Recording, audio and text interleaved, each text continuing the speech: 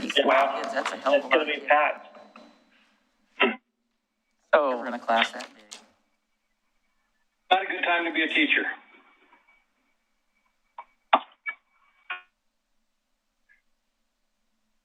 This meeting is being recorded. All right, Mayor Lyle Smith, we're ready to go. All right, thank you, Jacob. So today is September 7th, 2021, and I'm calling the City Commission joint work session with our Planning Commission to order. Will you please call the roll? Commissioner Frank O'Donnell, Here. Commissioner Denise McGriff, Present. Commissioner Rocky Smith, Here. Commissioner Adam Marl, Here. Mayor Rachel Lyle Smith, Here. and for the Planning Commission, Commissioner Patty Gage appears to be absent. Commissioner Chris Daggs also appears to be absent. Commissioner Greg Stoll, Present. Commissioner Daphne West, Here. Commissioner Mike Mitchell, Here. and Chair Dirk Schlagenhofer. Here.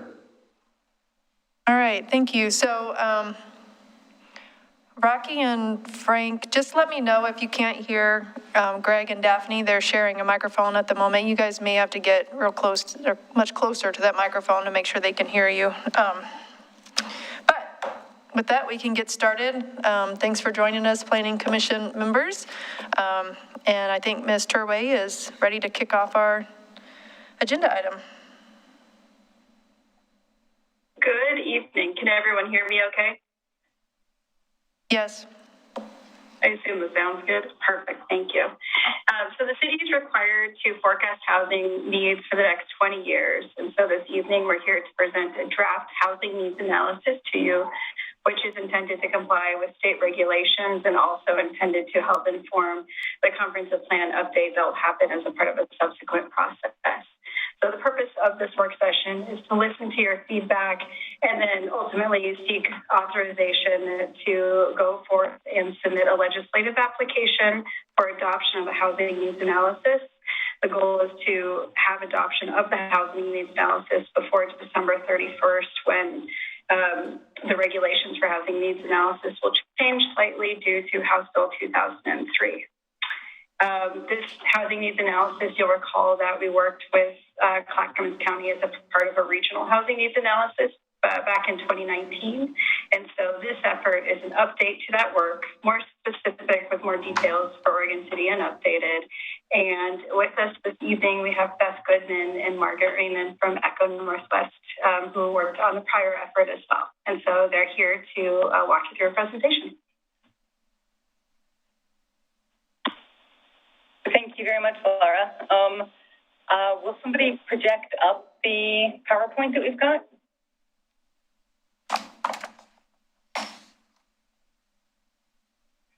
So my name is Beth Goodman with ECHO Northwest. We've worked with a number of cities across Oregon, especially cities within the Metro Urban Growth Boundary, UGB, on housing needs analysis over the last, 10, 15 years. My colleague, Margaret Raymond, is here also. She's done a considerable amount of the technical work on this. So our intention is to walk through the housing needs analysis presentation and answer questions as we go. How do you like to handle questions? How long is your presentation? It's about 20, 25 minutes. It might be easier just to take questions as we go. It's just that I can't see people raise their hand, and I can't see who might have questions. Or we can just take questions at the end, whatever your preference is. Yeah, it would probably be good to ask questions as we go. So folks, I'll just look at those in the room and also on Zoom. Don't be shy.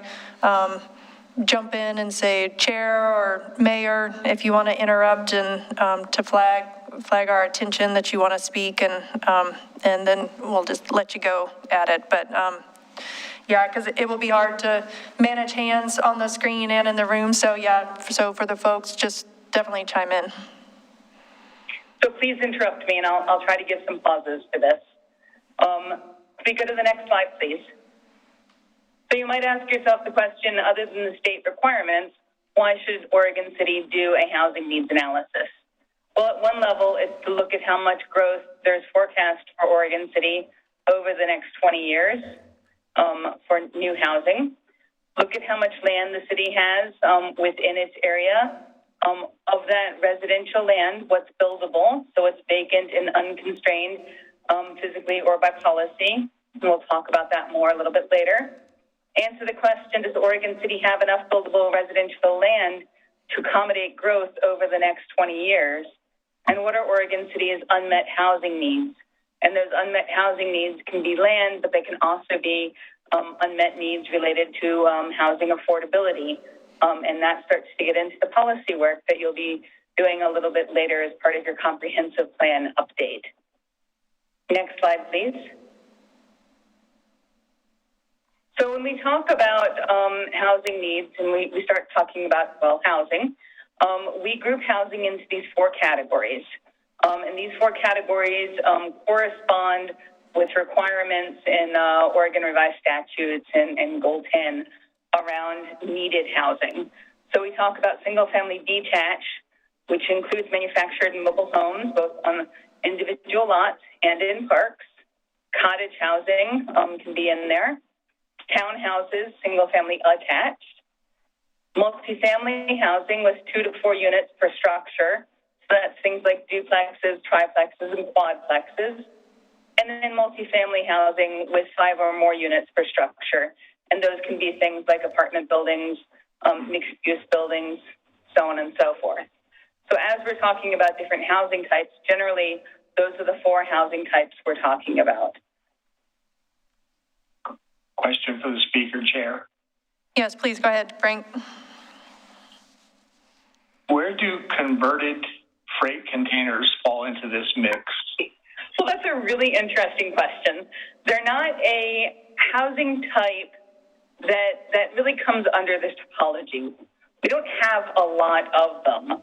I would probably put them under they're detached housing. They're not attached to anything else unless they're stacked into an apartment sort of structure. So I would put them under single-family detached, but they just aren't a big housing type that we have in Oregon at this point. The reason I asked is I think a number of us were quite surprised when they first made their appearance in Oregon City, behind Milner Veterinary, so I want to pay attention to that as we go. Thank you. Yes, sir. Any other questions? Okay, so then going on to the next slide, please. This slide shows the mix of housing in Oregon City. And here we've put together multifamily of all types. So that's duplexes, quads and tris, and along with multifamily with 5 or more units per structure. Overall, 74% of Oregon City's housing stock is single-family detached. We're showing the other cities here that we're showing in part because there were cities that we showed with Oregon City in the Clackamas County Housing Needs Analysis. To get a little sample of what some other cities around you have. Generally speaking, Oregon City has a larger share of housing in single-family detached than many other cities in the metro region. Next slide. So this one shows units constructed between 2009 and 2020. What you can see is that the majority of housing types that were constructed are single-family, and because the building permit system combines single-family detached and attached, those two are combined into one, and then all types of multifamily into another. And you see some years have no multifamily, some years have quite a few units of multifamily. And that's a typical cycle that you'll see with multifamily housing development. You get splotches of it, you get chunks of it different years, and then you might have none for a little while. Next slide. When we look at housing tenure, first of all, what we see is that 67% of units are owner-occupied in Oregon City. That's a little bit higher than Milwaukee, Wilsonville, and Gladstone. Most owner-occupied units, 96%, are single-family detached.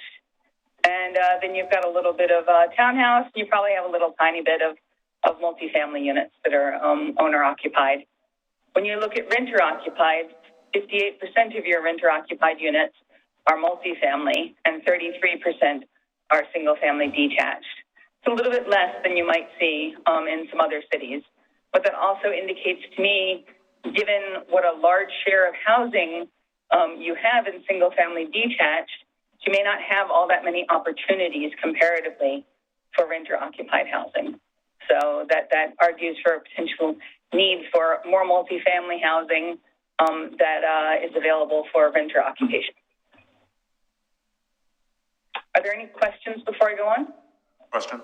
Well, I have a question or an observation. Mm-hmm. It appears to me like our companion cities, Gladstone, Milwaukee, and Oregon City, are very comparable in the distribution of housing types. Wilsonville is different than other cities. No, not Wilsonville. I'm Yeah, not talking okay. about. I'm saying about our immediate companion cities are reflective of the Oregon City makeup, or vice versa. They're a little more like Oregon City, yeah. I think that is a correct observation. We have another question in the chambers. On a previous slide, multifamily was defined as 5 or more units, and on this slide it's defined as 2 or more units. Do you have a breakdown? Yeah, evidently we've slid around on that. I apologize a fair bit here. I have a second question. I wasn't sure if that first question was done. Well, I'm just curious what the breakdown would be on this slide, if you have the information of triplex, fourplex, as compared to... Can you go back to slide 4? So slide 4 here is also defined as 2 or more units. Margaret can look up, I think, in the data and get back to us in a few moments what percentage of housing is duplex, triplex, and quads. I'm remembering it as being less than 10%. I think multifamily with 5 or more units is 13% of your housing stock. So I would imagine that duplex, quads, and triplexes are around 6 or 7% of your housing stock. Great, thank you. Certainly. So my follow-up question, when you build a 50-unit apartment complex, is that counted as one multifamily unit or 50 individual? How's that counted? That's 50 individual units. 50 individual. What type of units? 50 individual. Multifamily units in a structure with 5 or more units. Okay, thanks. Certainly. If we just go back for one slide. So here where you see the lighter blue bars, I'm going to guess that you had 1 or 2 multifamily developments. So those are 1 or 2 buildings, each of those longer light blue bars, where you had a multifamily structure or 2 or 3 built that had a number of units in it, 100, 150 units. And so each of those units is considered a multifamily unit in a structure with 5 or more units. Next slide, please. Mayor Lois Smith. Beth, I have a question. I think that the 2009-2020 timeline might be a little more deceptive, and I wonder how far back did you go? So for units constructed, we went back to 2009. We looked back at density to 2020. And if you go... Why didn't you go back further? For units constructed, well, that's just a snapshot over a fairly small period of time. In the housing needs analysis, we looked at the change in housing stock. So we go back another slide, please. So we've got a slide that shows, or a graph that shows the change in Oregon City's housing stock between 2000 and then the current period, the 13 to 17 period. And pardon me while I get to that in the document that I've got here in front of me.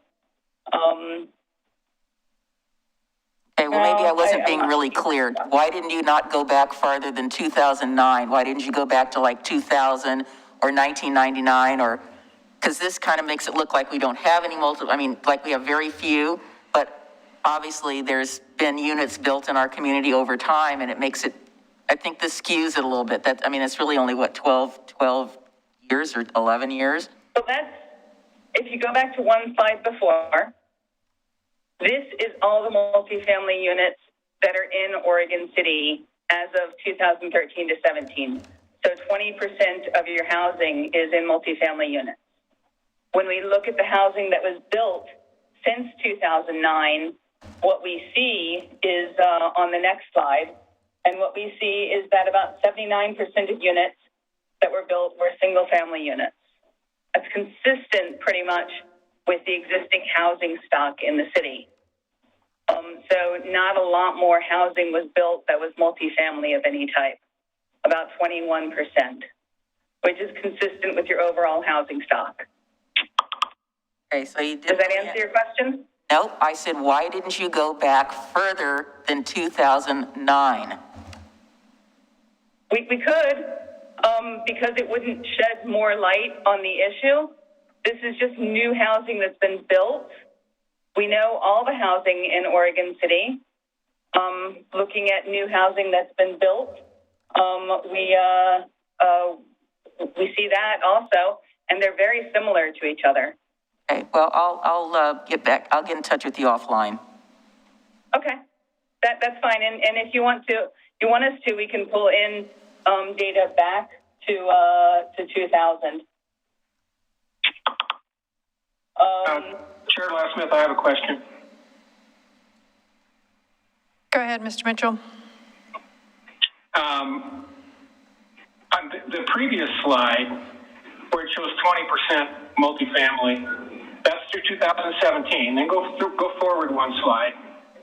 Since 2017, just trying to read the bars, it looks like about 50% of the units that we've built have been multifamily. So my question is, would that, those last 3 years of activity, would that significantly change that 20% that we're seeing on the previous slide, which is a 2017 number? No, and give me a moment to tell you why, because I just need to pull up one data point. That just will take me a moment or two. And I realize that the built base even throughout the city is a huge number of units. I just wondered if there'd be enough in those 3 years to tilt that 20%. No, there's not enough in those 3 years to tilt that 20%.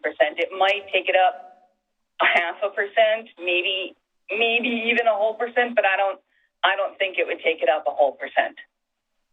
Because it's relatively few units. Thank you. Your stock. Certainly. Are there other questions?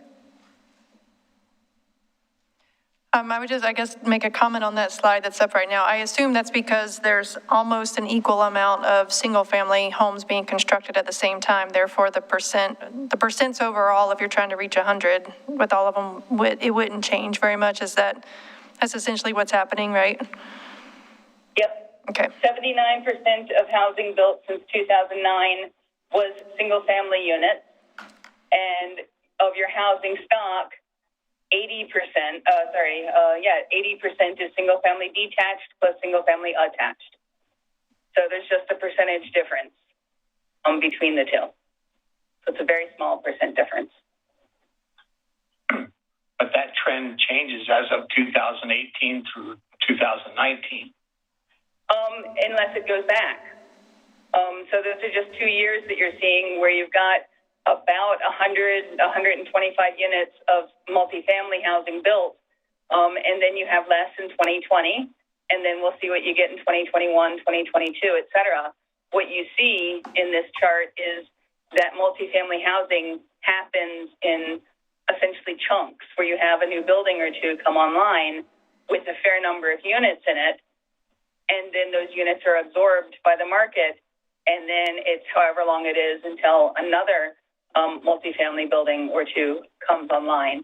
So you'll see multifamily happen in big chunks like you did in 2012 and 2018 and 19. In some years, like 2000, we'll say 13, you just didn't see much of any multifamily built. Does that make sense? Yes, agreed. I have something I wanted to ask. Yes, go ahead. Certainly. Okay, I have something that might help clarify this a little bit. If, because we're looking at 100 to 150 units being added, those numbers can add a lot to the percentages if we're talking about 500 total units, but how many total housing units do we have in the city that are multifamily, and how many are single family? If we know those numbers, then we'll know that we're either changing it a lot or we're changing it insignificantly. So do we have those numbers? Give me one moment. Yes, we do. Give me one moment to get into the right part of my spreadsheet, okay? Okay. All right. That is Oregon City.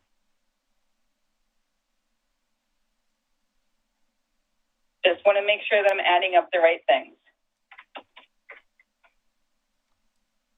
So counting duplex through all other multifamily units, about 2,662 are multifamily, and that's on a base of 13,480. And so that's why another 200 or 300 multifamily units don't really change your housing mix all that much, because a whole lot of single-family detached housing has also been built. So you've got nearly 13,500 dwelling units in Oregon City, and of them, 2,662 are of some type of multifamily. Okay, thank you. Certainly. Laura, do you know the 2018 and 2019, I presume the Cove Edgewater Apartments was probably one of those large, how many units were coming on just for kicks? Do you know? That would have been in that time frame, I think. Yes, I'll have to look up the exact date for the Cove, but you're correct. There was 240 in the Cove phase 1. So. Okay.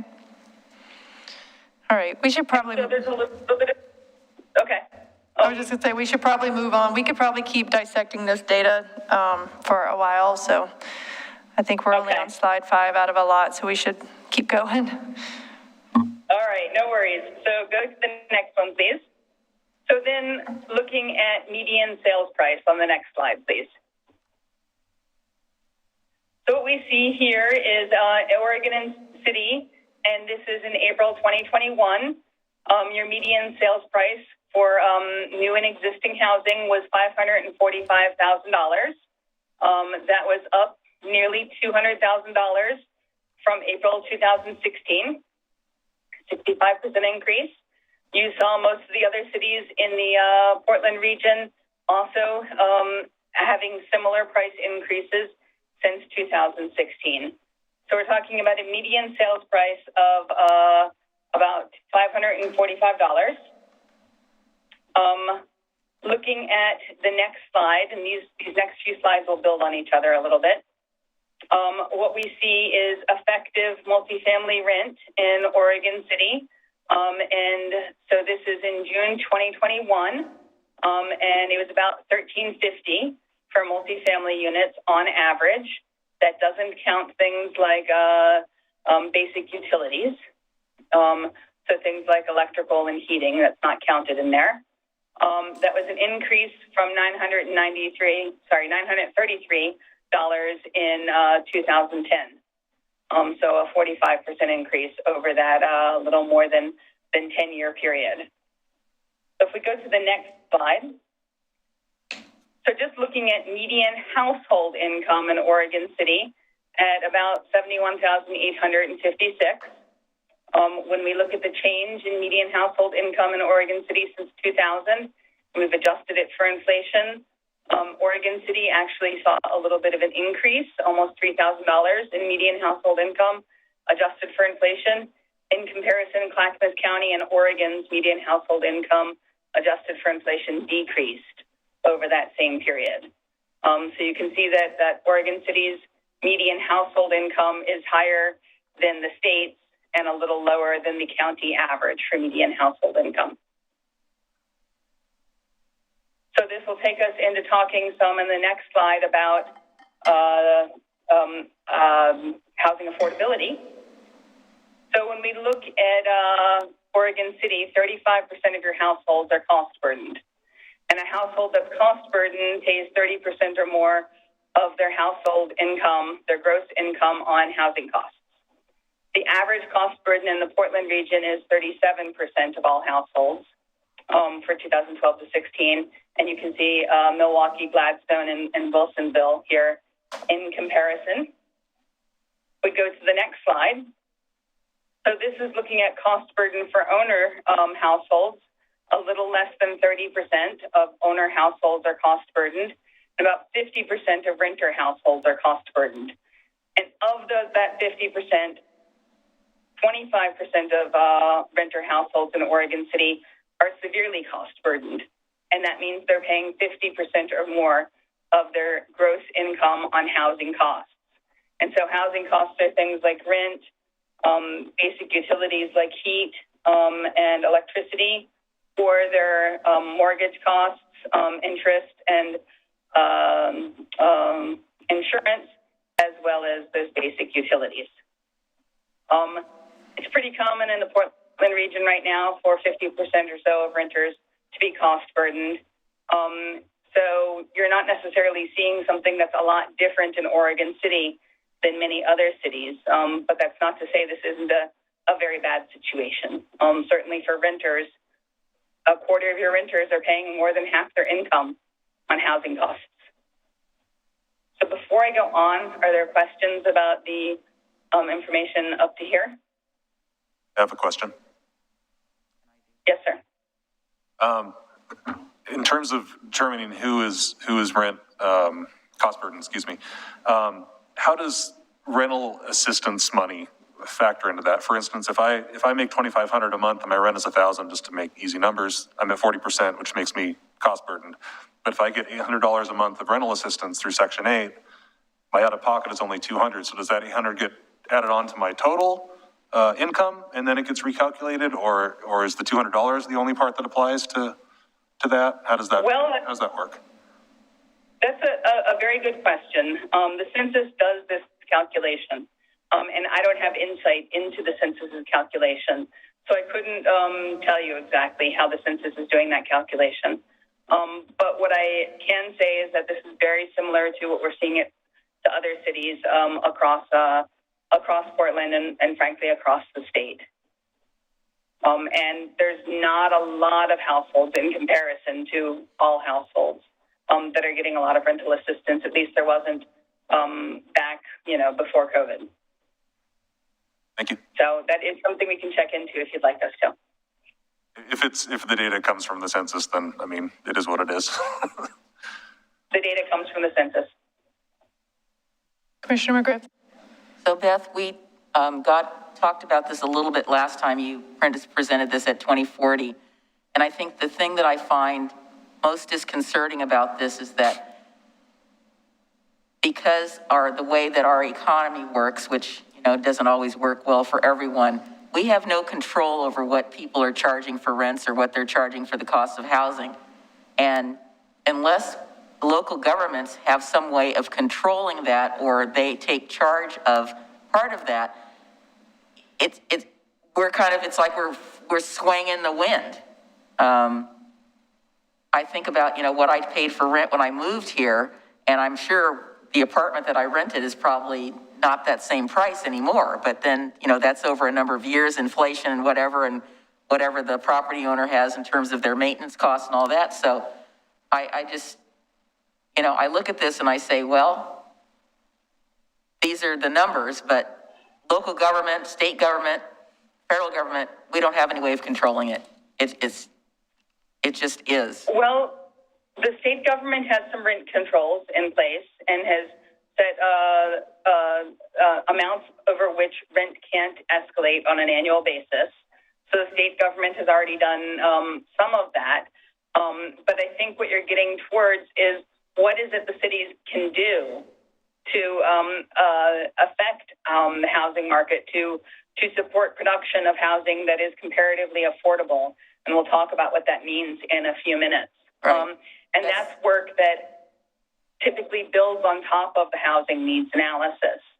And so I expect some of that work will be done through the comprehensive plan, and the city will likely end up doing more of that work in the upcoming years. I think what everybody recognizes, and if they don't recognize that they need to, is that cities, they don't build housing, they don't control the housing market, they don't have big pots of money sitting around waiting for affordable housing development. And so there has to be a set of discussions about what can cities reasonably do to impact the housing market, and who are their partners in that. So groups like Home Forward and so on and so forth. The state certainly has a role to play in that. Oregon Housing and Community Services. You made my point exactly. And I think that is a point that is recognized by certainly by the state and by many policymakers. And the what do we do is a whole set of discussions that many Oregon cities are having at this point. And it is within the constraints of what can a city reasonably do. Well, the state can make all the land available that it wants, but if it can't be built affordably and people can rent it affordably or own it affordably, it really doesn't matter, because we don't control that. We don't control the means of production, as they would say. So that anyway, is thank true. you. And the other issue in the room is the cost of infrastructure. That definitely influences the cost of housing. So a lot of new land still has to be serviced. So Tony, do we have that big pot of money in the basement that we're just hanging on to to build some supportive housing? Not that I'm aware of. Spend it on legal bills. All right, Commissioner Morrow. Thank you. Thank you, Mayor. So looking at the percentage of cost burden, I see that Oregon City has the same number as Wilsonville, but when you showed us the spread of housing types in different cities, in Wilsonville it said that a majority of the housing was multifamily, whereas ours is only about 20%. And the whole idea of HB 2001 was that increasing the proportion of multifamily homes would increase affordability. And so I'm curious what you would attribute that to. Wilsonville has a lot of condominium development, PDDs, that sort of thing, which we don't have. I was going to make that point. House Bill 2001 isn't just about multifamily housing. It's about a very specific subset of multifamily housing. So things like townhouses, things like duplexes, triplexes, quads, cottage housing, and there's somebody else I'm forgetting who I feel like is also in there. When you look at the costs of the missing middle housing types, we did some work. My colleagues did some work for Washington County, and what they found is that missing middle housing types of the kind I just mentioned were comparatively less expensive than most single-family housing in Washington County, which isn't all that different comparatively from Clackamas County, but they weren't affordable necessarily. So cottage housing coming in, at the bottom of single-family housing prices, and townhouses being a little more affordable than some single-family. Things like duplexes through quads were the most affordable, and they still weren't affordable in some of your middle-income ranges. So it's more than just the housing types. It's also the policies around that support production of housing that's affordable at a wide range of housing types, a wide range of incomes, and those policies aren't ones that are present here in the housing needs analysis. This is the facts about Oregon City's housing market. So we haven't dug into those policies. Thank you. Adam, housing in Wilsonville is not very affordable, I can tell you. Well, I can see that. It's really not very affordable. So I'm going to go on to the next slide unless anybody has any questions.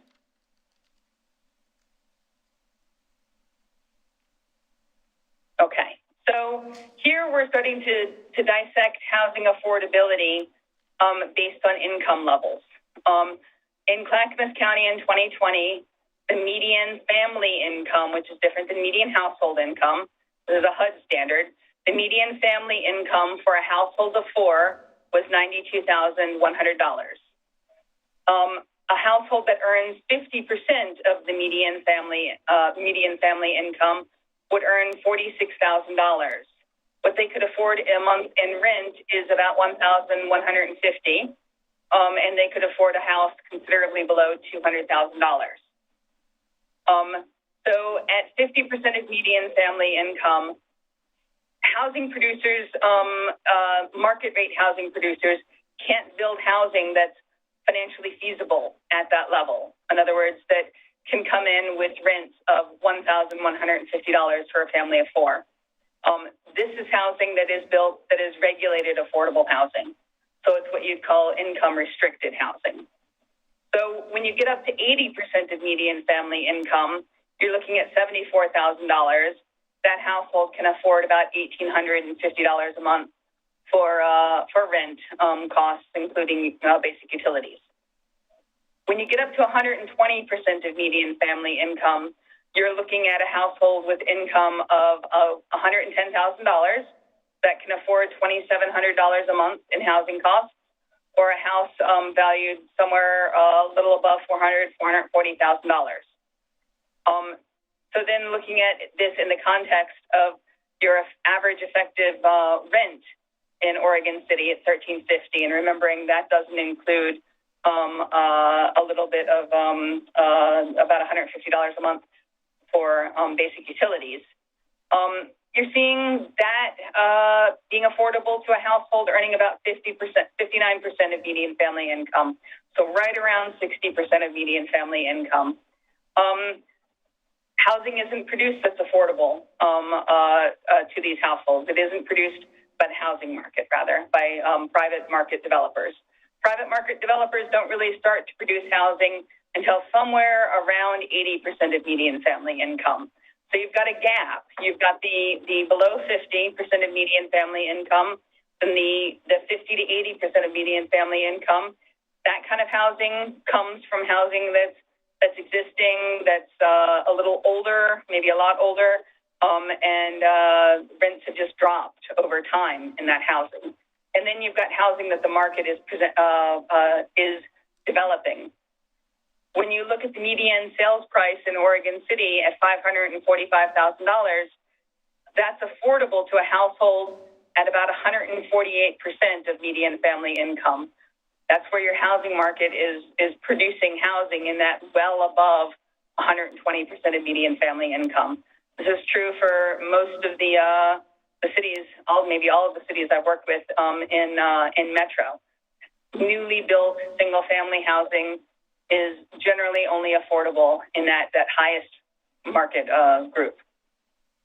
The rental market's building some that's affordable between 80 and 120% of median family income, and not much is getting built other than what's regulated and subsidized below 80% of median family income. So within that context, to go to the next slide, please. What this does is it takes Oregon City's households and says, what percent of MFI do they fall into? So, for instance, 27% of your households, or about 3,544 households, are in that highest income group, above 120%. About 29% are below 50% of median family income in that publicly subsidized affordable housing group. And then about 22% are in the low income and the middle income groupings each. So if you're thinking about this in terms of what's our existing housing need and what might our future housing need look like if these percentages of households in these groupings hold true, you're going to have a fair bit of housing need that's below 50% of median family income in the next 20 years. You'll also have about 22% that's in that 50 to 80%. Housing for those three groups is really hard to get built. And so when the city comes to start asking itself the questions about what is it that Oregon City can and will do to support affordable housing development, those three groups are probably the groups you'll be looking at more than anything. Are there questions about this? Yes. Yes. Chair?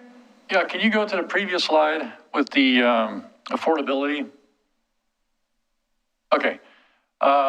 These numbers, they almost, I'm imagining these numbers are kind of going with a average of what a household definition is with average number of children, you know, I'm guessing that. Because if a person making $46,000 has no kids and no debt, that person could possibly qualify for over $300,000. Or if he has 4 children and 2 cars, he might qualify for nothing. So these numbers are kind of oversimplifying the problem, depending on what the person has going on at home. These are for a 4-person household. Okay, all right. All right, and one of the things that it's not really we're putting into the equation is how expensive everything else in people's lives has become. So 20 years ago, making $46,000, everybody else's expenses were so low that they qualified for quite a bit, or they're able to they could afford quite a bit of rent. But now, I mean, a cart of groceries is $300. A cell phone bill is $2 something. I mean, by the time you're done paying gas and heat, you're paying double what you were 20 years ago. So that's one of the reasons our affordability is going away. That's just my feeling. I agree with you. The monthly rent line corresponds very closely with, on a monthly basis, if the household were to spend no more than 30% of their income, so less than 30% of their income, what could they afford? And these home sales prices are rough estimates because, of course, there's a lot that goes into that.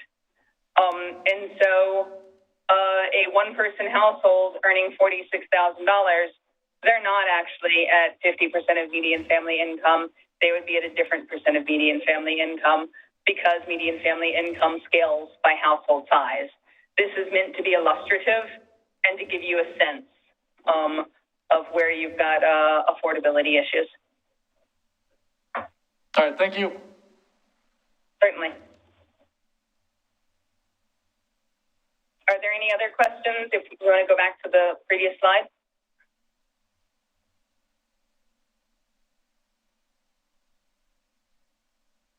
We're good. Okay. We can move on. Yeah. All right. Then let's go on to slide 14. So we're switching from the housing needs, and we're talking about a complex subject that we're showing in one slide. So this is your buildable lands inventory.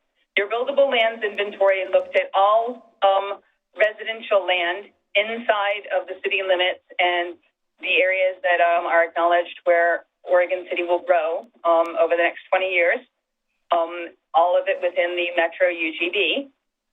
So all residential land, as well as land in mixed-use corridor and mixed-use downtown, and there was a type of commercial land also included in this. So places where housing is allowed outright with clear and objective standards. So we looked at all land there. We separated land into some mutually exclusive categories. So land that's already got development on it and is unlikely to redevelop over the next 20 years. Land that is clearly vacant. Land that's public and so not considered available for development like a park or a cemetery. Land that's partially vacant, so it's got one house, but it could easily subdivide within the existing zoning. And so we divided land up into those categories. And from those categories, we looked at where you had development constraints. So things like the floodplain, the floodway, steep slopes, so slopes over 25% in grade, landslide hazards. You also had regulated wetlands and then some natural resource protection areas. And we said, these are all prohibitive constraints that where we've got vacant land, where these prohibitive constraints are, we're going to assume that there's no development capacity on land with those prohibitive constraints. So out of all of this, what we're seeing is your vacant and partially vacant, unconstrained residential land within the city limits and what we call the UGB areas. So the areas where Oregon City could expand over the next 20 years. And what you see is that there's about 453 acres of low density, 342 acres of medium density, 62 of high, 75 of mixed use corridor, and a little bit of mixed use downtown. And those are in the colors on the map. So that's your buildable lands inventory where you could get development. And we calculate development capacity for this land for most of it. For the mixed use, we assume that 70% of that land may develop with residential as well as commercial uses. So are there any questions about the buildable lands inventory? How fine does this go down? So if My we, lot is not on there. if we went by neighborhood areas, what would that tell us? What was the question? If we, Is it on the, can we look at this from the neighborhood level? Yes, I think you can. Let's say this. Do I think every single parcel is exactly right on here? Probably not. But on average, we think it's right. So one can look at this on a parcel by parcel basis. We haven't summarized how much land is vacant and buildable in each neighborhood. But one could do that. Greg, did that answer your question? I was offering an answer. My lot is a yellow dot on there, so it's appears to be fairly fine detail. That's your lot? One of them is, yeah. Yeah. I looked and I said, oh, that's me. Yeah. Okay. No, it's fine detail. Very good. This all is in GIS, so one could look at it on a lot by lot basis. And people have looked at it on a lot by lot basis. Staff have, Echo Northwest staff have, so, yeah. Are there other questions about this? I don't see any. We can move on. Okay. So there's a lot of stuff that happens that I'm not presenting here in the presentation, but is in detail in the housing needs analysis. The answer here is that Oregon City is forecast to add 7,435 new dwelling units. And you can see the dwelling unit types here, that 50% would be single family detached, 20% would be townhouses, single family attached, 10% duplex through quads, and 20% multifamily. Part of the underpinning of this forecast is in OAR 660-007, the Metropolitan Housing Rule. It says that cities within the Metro UTB must provide the opportunity for development of at least 50% of new housing to be attached, so townhouses, or some type of multifamily. So another way to read that is you can't assume that more than 50% of new housing is single-family detached. And so that's the assumption that we've made here. These are roughly based on the existing percentages of housing in each of these housing categories for single-family attached, duplex, et cetera, and multifamily. So hey, Beth, how do ADUs come into this? ADUs would be as a part of single-family detached. Say that again. As a part of single-family detached. Okay. A very small part. So we take half of that 7,435, that's what you're talking about? Mm-hmm. Or we're talking about half of 7,266? No, 7,435 new dwellings. That's how much the city is forecast to add. 3,717 would be single-family detached. That's 50%. Okay, so it's the first box? Mm-hmm.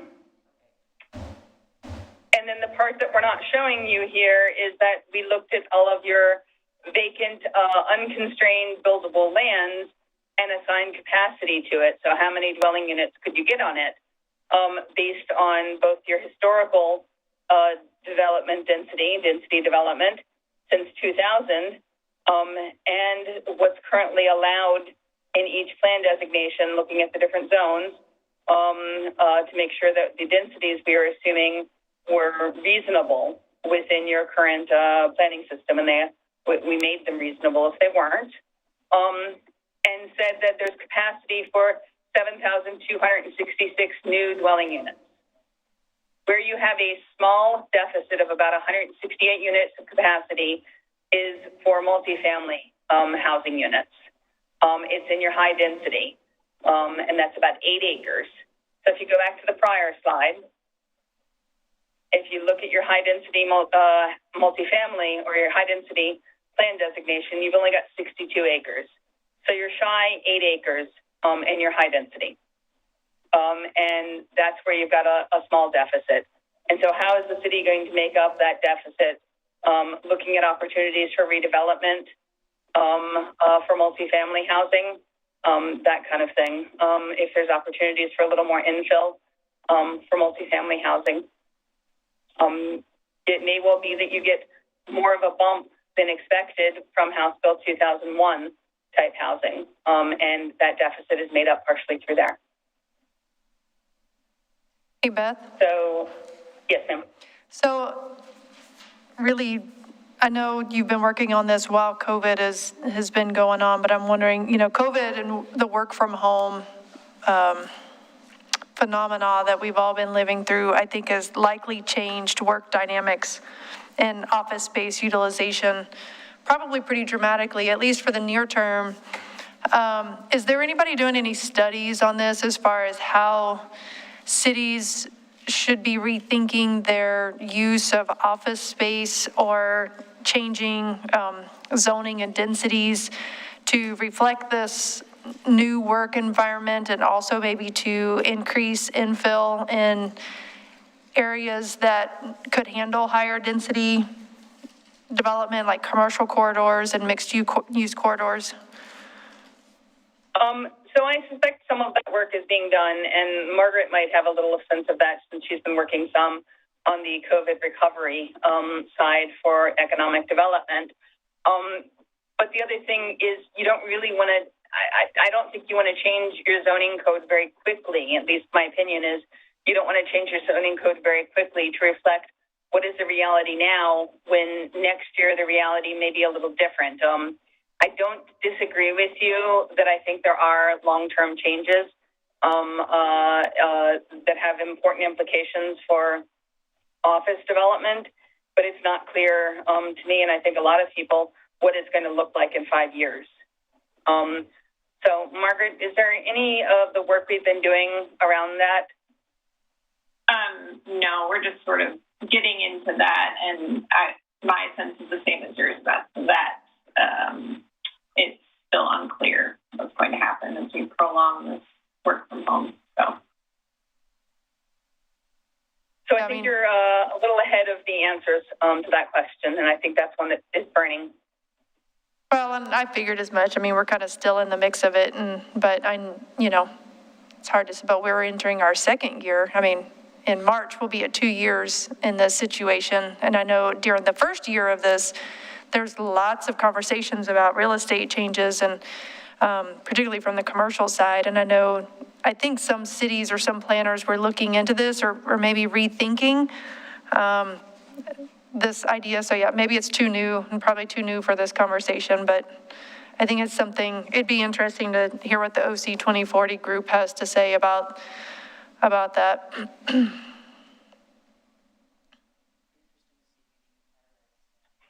Are there other questions before we go on to the last slide, which is recommendations? I had a question. Oh, sorry, my question? Yeah, can you go to the next slide?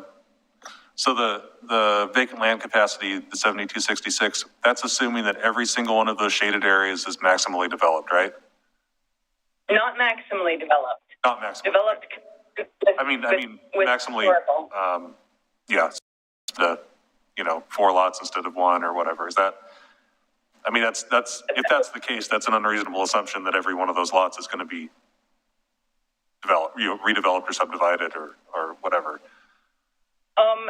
What you're saying is essentially true, that it is an unreasonable assumption that in 20 years, all of that land will have developed. Okay. I completely agree with you. But this is why cities are now required to do housing needs analysis every 6 years so that they can adjust.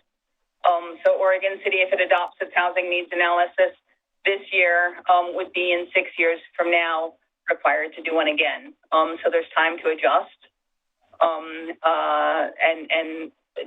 look at, is there need at that point for a UGB expansion to accommodate Oregon City's growth?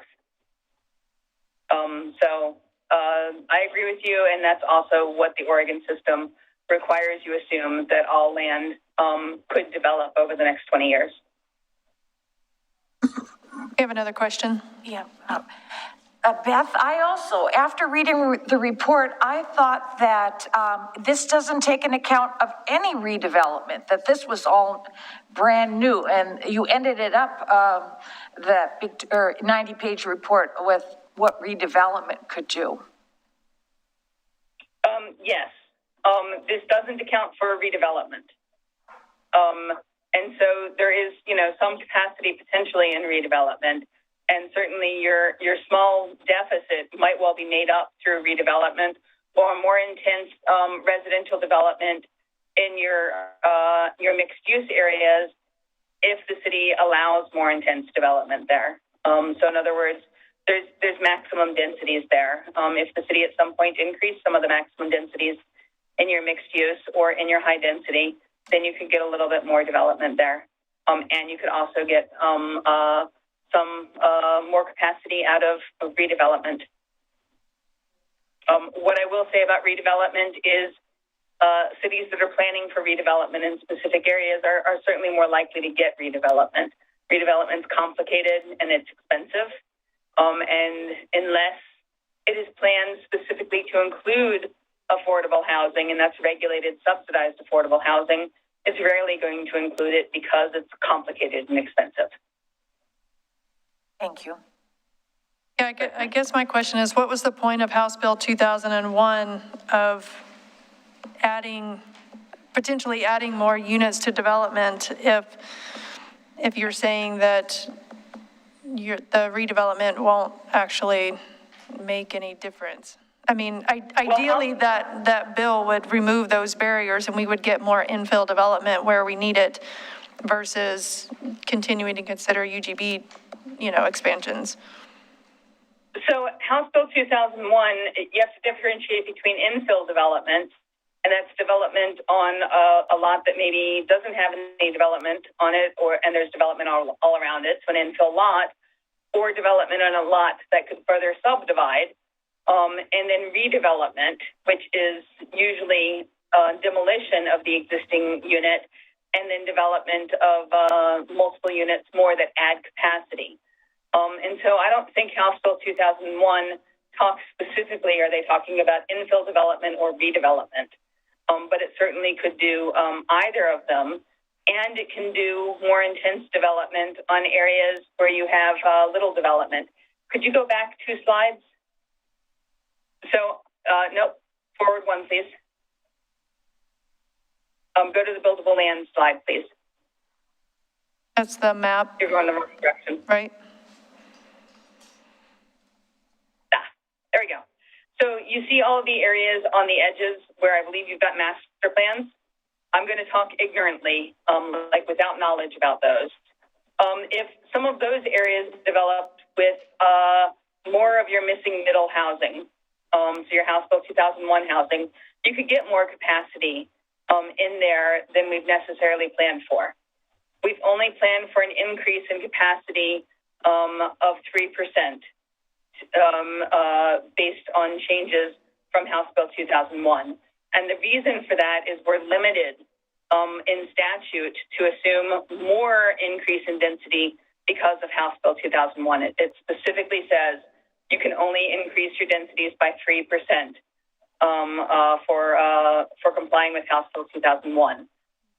So you guys have a fair bit of vacant land at the fringes.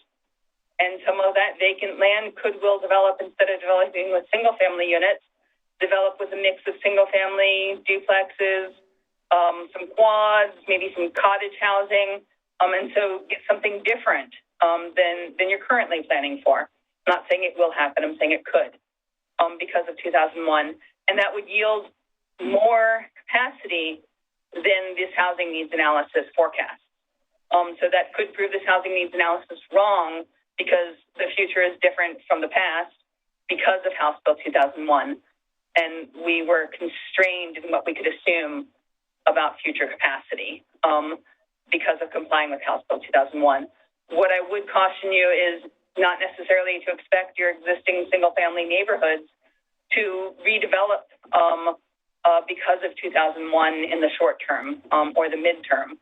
It's more your vacant areas, your infill lots, places where redevelopment becomes financially feasible. Those are the places where House Bill 2001 is more likely to have an impact. Does that answer your question? Yeah, that's fine. Other questions?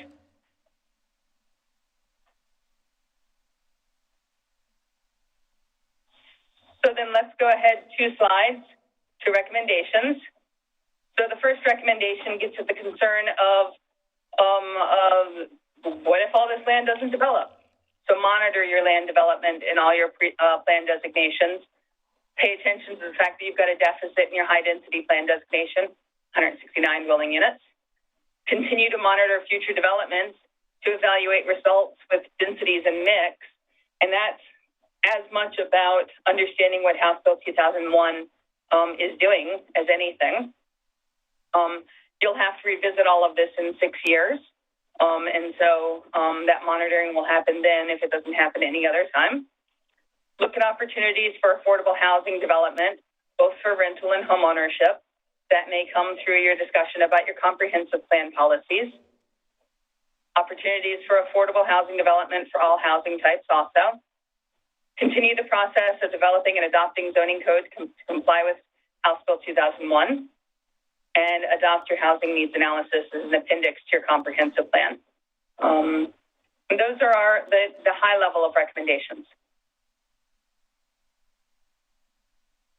And that's all I had for you. So Beth, I have one question, or maybe this is for Laura. Do we run any risk of adopting a housing needs analysis that says that we don't have enough buildable lands versus foreseeing some type of UGB expansion? Can I take that question first, Laura? So cities within Metro have different requirements than cities outside of Metro. You can adopt your housing needs analysis with a small deficit. And the idea is the next time that Metro is doing its urban growth report and considering UGB expansion, that's the point at which Oregon City is engaging in, do we want a UGB expansion here? Well, an expansion for 169 dwelling units or 8 acres. That's a really small expansion. And it would be unless it was part of an area that was already planned for development, it would be an infeasibly small UGB expansion, in my opinion. Laura? Yes, you can address some of these concerns through a variety of mechanisms, such as policies. You noticed on the map, there really wasn't a lot in the mixed-use downtown area that urban renewal has separately been talking about housing. So there are different strategies. UGB expansion may not be the right fit for us, given the small capacity and need. Yeah, I guess let me be clear. I'm not advocating for, in fact, I'm saying I don't want to adopt anything that would encourage us to go down that path of a UGB expansion. So I'm in the other side of that spectrum. I don't think our community would like that conversation at all. So I'd prefer for us to look at housing options or some potential options that we could consider to kind of work on that little bit of deficit. I just didn't want to make some decision going forward that may put us in a pickle later on that we didn't like or didn't ask about now. We've certainly considered that. Yeah, I'd recommend sticking to the math at this point in the projections, and then we'll deal with the policy after we finish the House Bill 2001 implementation project that we'll talk about in the next meeting. Then scheduled is another city commission goal talking about housing strategies. And so that's a really good place to look at this question more directly as well, and sooner rather than later. other questions for the presenters?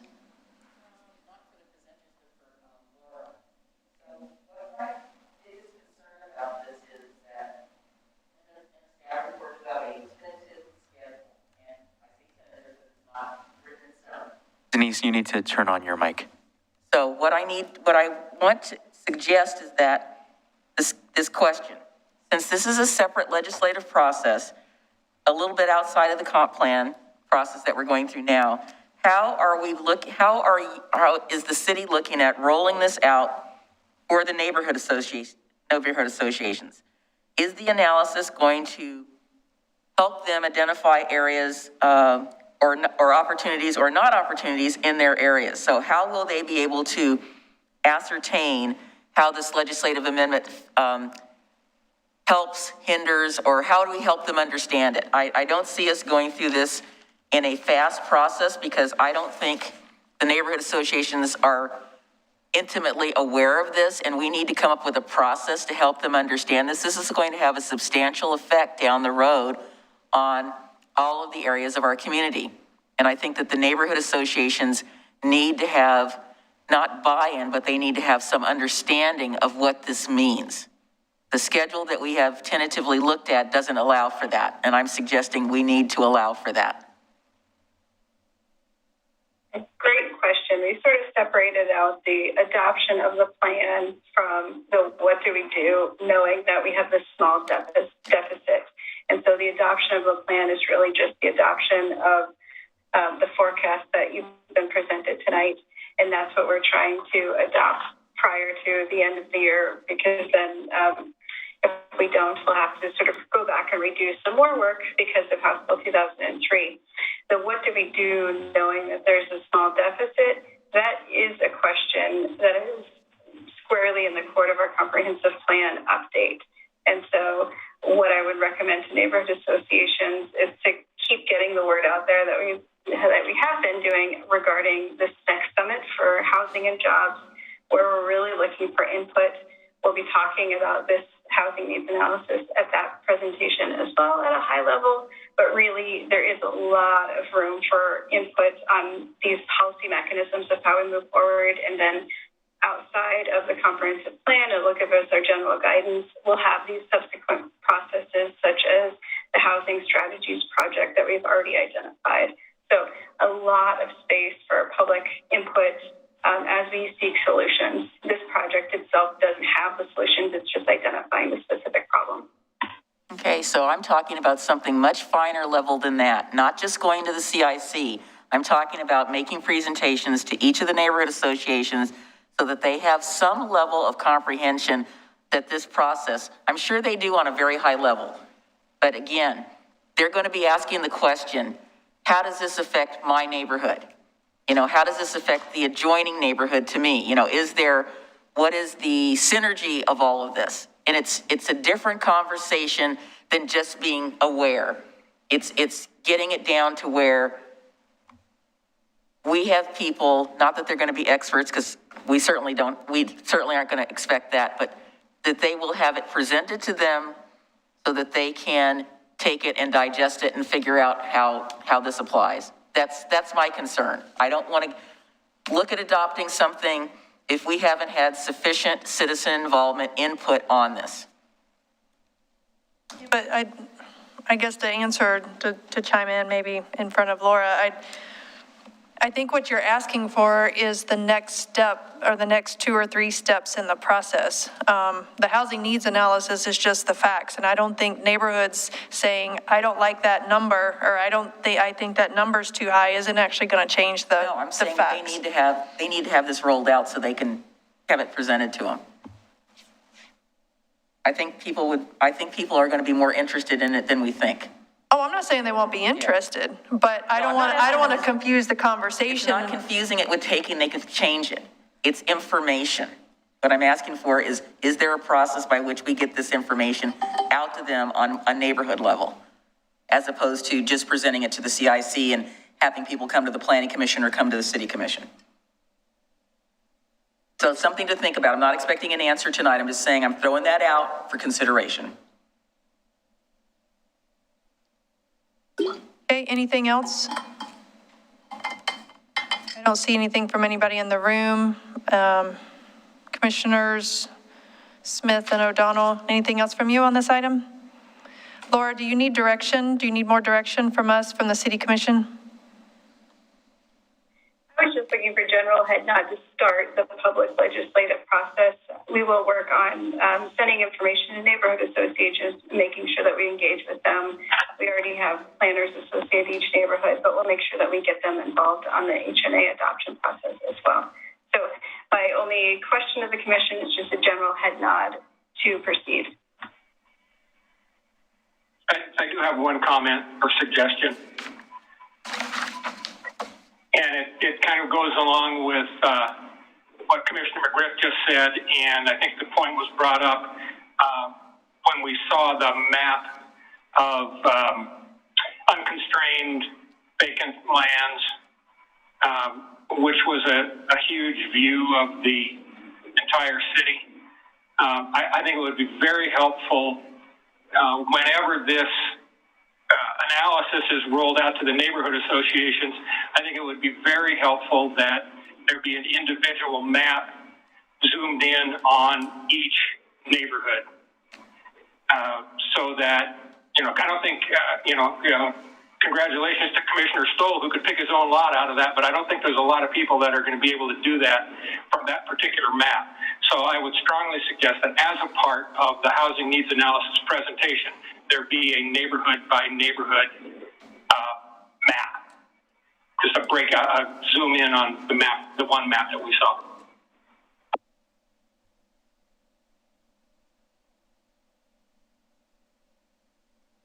All right, so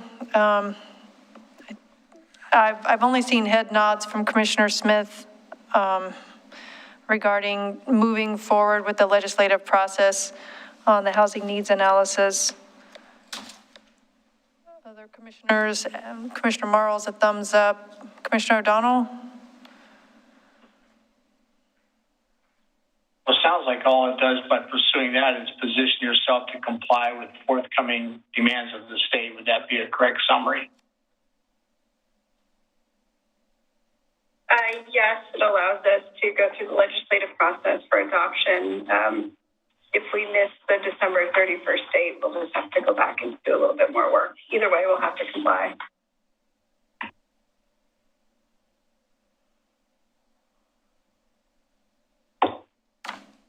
I'm supportive of it moving forward, as long as there's a schedule for involvement in it. And that's got to be brought back so we can see what that is. All right. I think you have general consensus. Commissioner O'Donnell's still thinking about it, whether or not he likes it or not, but there's a majority, so you can keep working on it and bring it back to us. Are we voting about whether we like it or not? I thought we were just voting on it. There was a process. I didn't think this was a popularity contest. It's not. Okay, so we're out of time. We have a whole nother meeting to have still, and we're 30 minutes over. So unless there's anything else, I'd like to move on from this meeting. I don't see any hand raised or anybody shouting. Commissioner O'Donnell. I would just note that Commissioner McGriff's addendum, I think, is critical, the engagement piece. So thanks. Yeah, I guess my only comment on that is I agree that it should be rolled out, that the messaging of how it's rolled out and what we're telling our neighborhoods and what they can do or what they change that they can impact into this. I want to be really careful that we're not selling them something where they have no ability to change the numbers. They have no ability to change, you're going to zoom in on those neighborhoods, and I guarantee you're going to hear people in the neighborhoods that are like, I don't want all that development right outside of my neighborhood. So let's just be very frank and be very honest about where this is going and that conversation that's going to be happening, and let's not sell them on a bunch of stuff that we can't sell them on. So I have no problems with rolling it out and presenting the information, but we're not at the point where we're saying we know all the answers or we know how we're going to solve this problem or what's going to happen. So I just want to be really careful in how we roll that out to the neighborhoods. I agree it needs to be shared, but it's going to need to be walking a line and be really careful. And I agree with what you said. Commissioner I Donald? agree with you, Mayor. I agree with you, Mayor. It's just another unfunded mandate by the state with no means of implementation and not a recognition that this market is controlled by independent economic forces of which the government has very little control. So let's proceed with it as you depicted. All right, thanks, everybody, and thanks to the Planning Commission for joining us tonight and for this joint meeting. And with that, we're adjourned. We'll come back in regular session just in about 5 minutes.